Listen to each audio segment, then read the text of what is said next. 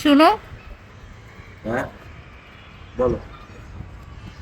আচ্ছা, তোমার কাছে কি মনে হয় যে ভালোবাসার পূর্ণতাটা আসলে অ্যাকচুয়ালি কিভাবে হয়?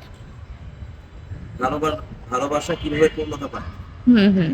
দেখো, আমার ক্ষেত্রে না, আমার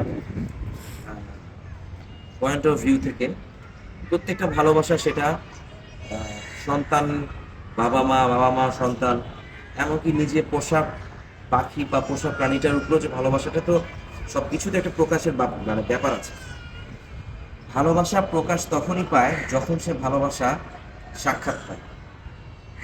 ব্যাপারটা যদি একটু এভাবে বলি যে দেখো, অনেক দূর দেশে যখন সন্তান থাকে বা বাবা থাকে নিজের স্ত্রী বা নিজের সন্তানকে, বা সন্তান যখন দেশের বাইরে থাকে নিজের বাবা মাকে ছেড়ে, তখন কিন্তু ফোনের মধ্যে বাবা মা বা সন্তান মার সাথে কথা বলে, ভালো লাগা বিষয়টা কাজ করে। ওইটাও কিন্তু একটা সাক্ষাৎ হয়, ভয়েসের সাক্ষাৎ। হ্যাঁ, কণ্ঠের একটা সাক্ষাৎ হয়, যে আমার মার সাথে বা আমার স্ত্রীর সাথে আমি কথা বলিনি, হুম। সেটা যখন হ্যালো বলে ওই পাশ থেকে, তখন সেটা শুনতে খুব ভালো লাগে।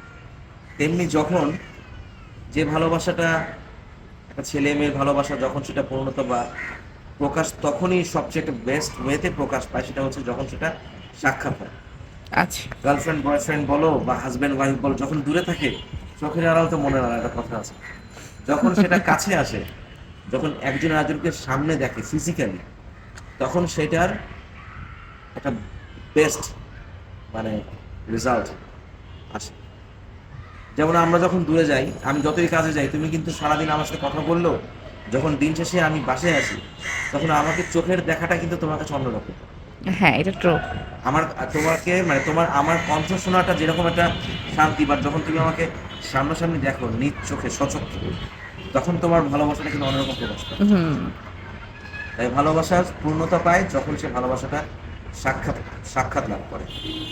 ঘরের পোষা বিড়ালটাও কিন্তু সারাদিন বাসায় রেখে গেলেও কিন্তু আপনার জন্য ওয়েট করে থাকে, কখন আমার মালিক আসবে, আমাকে একটু কোলে নিবে, আদর করবে।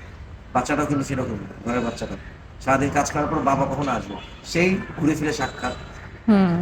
সাক্ষাৎ না পেলে ভালোবাসা আসলে মজা না, সাক্ষাতেই মজা। হ্যাঁ, এটা সত্যি। রাইট।